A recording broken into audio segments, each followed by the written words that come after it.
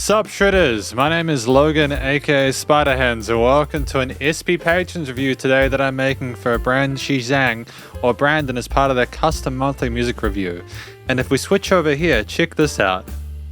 I have managed to figure out how to get OBS to do the thing where I go like that. It's only taken 3 years of doing this. I have just finished my ZHANG discography review. I've got to edit it. It's 3:30 in the morning, but I'm drinking caffeine, so I'm very, very awake. We're going to be listening through this track from Green Day titled Wake Me Up When September Ends from Start Till Finish. I want to hear what we think. And just before we get into it, I am intimately aware with I'm familiar with Green Day and this stuff. This is one of the first albums that I got into from Green Day, so I'm very excited. So yeah, let's go.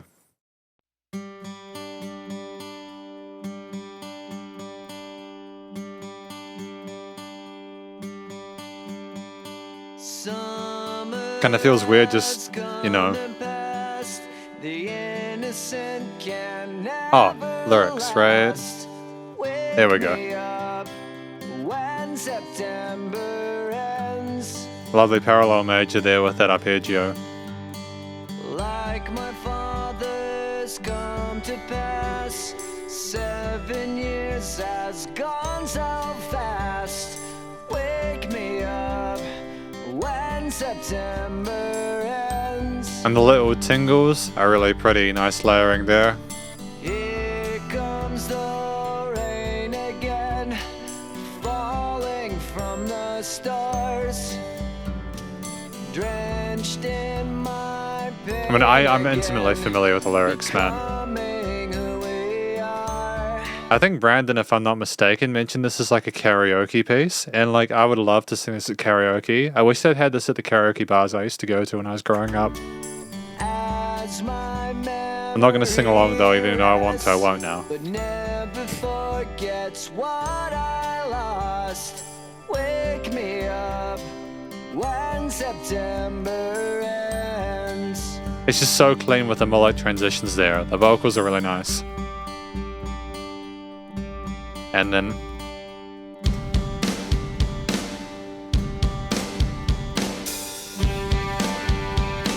the leads come in. Not quite, but good range. The innocent can never last. Wake me up when September ends. A really full tone. Because if I'm not mistaken, I think Bob Rock might have worked with Green Day on this. I'm not sure. Apologies if I'm incorrect there. Great inclusion or entry of the bass here. Like we did when spring began. Wake me up when September ends. And he keeps going up with that melody at the end, Here comes the rain again, falling from the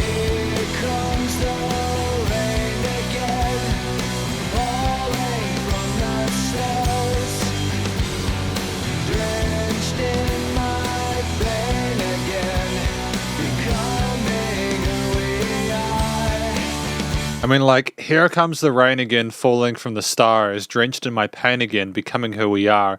Those are hella heavy lyrics, aren't they?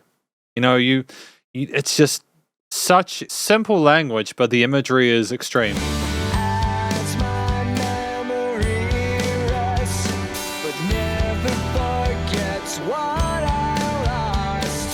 Wake me up when September ends. And that's a signal that something's going to change.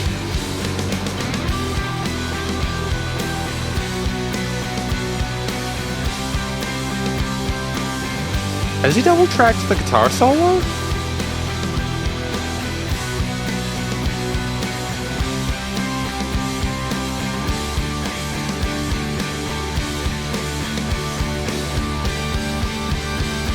Nice adjustment with the tone fills. And dynamic range. Oh, those are harmonics, aren't they? What am I talking about, little tingles? Those are natural harmonics. Summer has come and passed. They're just so chimey, Can never last. Wake me up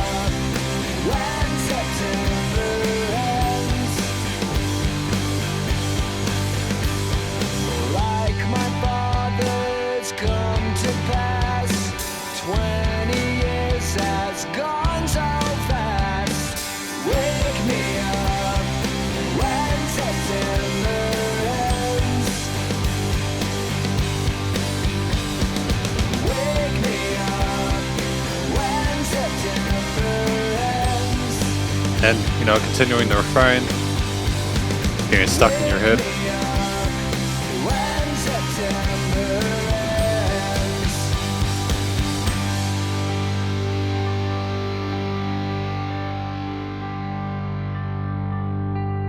I mean, I think this is one of the best songs released by Green Day in this period of the 2010s, early 2000s, should I say. Reverse guitar takes. Or violining, should I say. I realized that I might have been quite talkative during that. It's not because, again, I'm high on caffeine. It's mostly because I had a lot to say about it. I think Green Day is one of those kind of bands where I love their music. I think that a lot of it's really good. I specifically have an attachment to this album because I used to listen to it all the time as a teenager. I grew up with like the whole emo phase kind of thing in the mid 2000s. But for me personally, it's also just a situation where I listen to this act and I think, you know, it's just a tricky thing because I don't listen to their later stuff.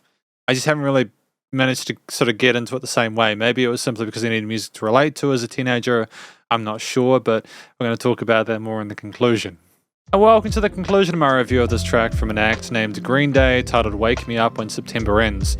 Now, I think this track is about someone who is mourning the loss of their father whilst also looking how much time has gone past, you know, like how time flies and how people just disappear or the memories you have associated with them, you know, things just change and you lose track of that and sands sift. And I think as well, I remember there being some like war imagery or something like that in the music video for it. So I'm wondering if it could have been someone who was lost to war or something like that. Maybe it could be like a generational thing or something like that. I'm not sure, like the son going into war after the father or something like that. I'm not sure. But either way, it's definitely not a happy, cheery, things are fantastic kind of thing. It's someone grieving. It's about grieving, whether that's the loss that time can't heal. And I think that there's something incredibly sort of sobering about that, because I think it's something that a lot of people can relate to. I think everyone can relate to having lost someone, and the song forces you to acknowledge that. The vocals from Billie Joe in this, I think, are solid. I can't help but think, given I've listened to a few of his live takes now, I'm wondering if there's potentially a little bit of auto-tune going on, but I don't judge either way, it's fine. It's more just some of those transitions between notes were very, very clean, and I've heard Billie Joe live, and some of those cuts are not as clean between notes when he does the vocals live, but either way, it's fine, regardless of whether or not there's auto-tune. I know there's people who are going to absolutely just destroy me in the comments potentially about it, whatever, it's fine, I'm a big boy. It's more that the vocals sounded melodious. They had a great sort of they were very appropriate to what we were discussing there. It was equal parts kind of that sort of post-rockish kind of punkish kind of like a mixture of kind of a sense of apathy, just because we're so like done with the situation. We're describing it from the perspective of someone who is simply sort of like they've cried as many tears as they can. But I also get the feeling that there is an attempt to kind of match the intensity of the backing with the vocals there. There isn't a huge amount of dynamic range in Billie Joe's performance, but that's, I think, partially to offer a sense of consistency with the listening experience. A lot of the power within this track, I think, comes not only from the messaging within the track, but also the instrumental backing there, the power of the guitar, the bass, and the different guitar layers, should I say, the bass and the drums coming in clutch later in the end. But again, Billie Joe's vocals sound great. I think that they do nonetheless suit the mood of the track. I think that, as a solo instrument, it makes sense as well, because having backings here when he's kind of mourning on his own, I don't think that would have made sense. So it was a smart move. But, like the track itself has an instrumental sort of like intro with just the guitars, just Billie Joe kind of starting things off with eventual layerings of additional sort of guitars with natural harmonics, the bass guitar coming in a bit later on with the doof kick snare kind of coming in as well to kind of boost things up a little bit. It's a huge sound. It's a minimalist sort of arrangement there with, again, the two guitars, I suppose. I know they have a second guitar when they play live to do like the solos and stuff like that. But then they have like the bass and the drums, and that's enough. It's huge sounding partly because of how well things niche within the frequency spectrum outside of post-production. It's just electric guitar on top of bass and leads going higher than that. It's just a really easy way to kind of stack things, and it's very effective. But I think in addition, we just have the situation where Billy Joe and friends, they have seamless transitions between verses and kind of bridges and then choruses, and they layer that, but it's the way that they stack the intensities of instruments as they go later on. We do eventually get a bit of crispy kind of distortion or overdrive to the guitars, and inevitably we get to the full-on distortion, and inevitably after that we get up to the solo section. There are changes in dynamic and sort of like the loudness, the perceived loudnesses here. We're not the same loudness the entire time. Even after we kind of come up in that first sort of distorted chorus, we go back down a little bit before we go back into that lead there, and we finish with the bell curve going back down towards the outro. And I think that that's a smart move. Having things going up in a linear way can be kind of cool in a lot of situations here, but I think if you're wanting this kind of a quieter finish to sort of think on the message on, this is the way to do it. The different sort of a guitar arpeggios there in combination with the various sort of drum grooves and the root note loyalty on the bass, it kind of, well, we do explore some of the movements there with the guitar and the arpeggios and some of the midsection bass. Like the second round of the bridge section, the bass guitar does kind of follow what the guitar is doing with the arpeggios, but mostly we're sort of sitting at a low end to kind of stack well.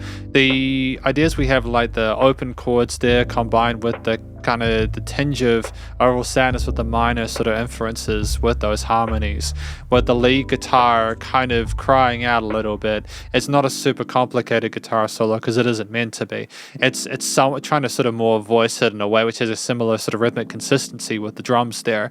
It's almost wonderful in how effective it is without needing to sort of overplay. There's no risk of that. So I know how well, for example, the drummer Trey can play. Trey is an absolutely sensational percussionist. In addition to Trey cool. In addition to the bassist is a phenomenal bassist. You know, some of those earlier pieces in the 90s are like grade 5 or grade 6. Like When I Come Around or something like that. It's on the bass. It's just, we keep it simple here and it works. The harmonies are relatively accessible. There's the use of a parallel major for a bit of an interesting sort of tinge there with an accidental, but otherwise it's relatively peaceful. The like studio production, recording, mixing, mastering, or should I say, no, the theme overall, it sounds sad. It sounds like it's grieving. It sounds like you're going through various sort of emotional fluctuations. That's what the track is like to me. That's how I perceive it. That's the effect of the various instruments, the journey we go on with the song and the structure of it, as well as the overall kind of quote-unquote vibe and aesthetic. But yeah, it's complicated, and I think that's how it's meant to be without being too sort of complicated with the extensions of the harmonies. It suits the aesthetic, again, that the rest of the album insinuates, but it also gives you something to think about. But again, so sorry, to get back to the studio recording, mixing, and mastering, it's timeless. It's very effective, again, partly due to the composition, but also because the vocal takes were recorded well. The guitars had varying tones that never felt alien or sort of unwanted or unnecessary. The bass was nicely controlled, and the drums had a great sort of presence and kick to them, excuse the pun. There was sufficient dynamic range for things to go up and down perceived loudness. Things were nicely niched in the frequency spectrum in the stereo field. There was no sort of like overcompensating of various elements there, no overproduction. Things were not too sort of overdone. It was nice and loud without pumping, so the bus compression limiting were handled, and effectively I think that it was produced in a way that is beneficial for the genre. It is, again, well, a lot of people consider it to be one of Green Day's best albums, and if they don't, you can sure as shit be sure that they appreciate the early 90s stuff, or maybe even the later stuff.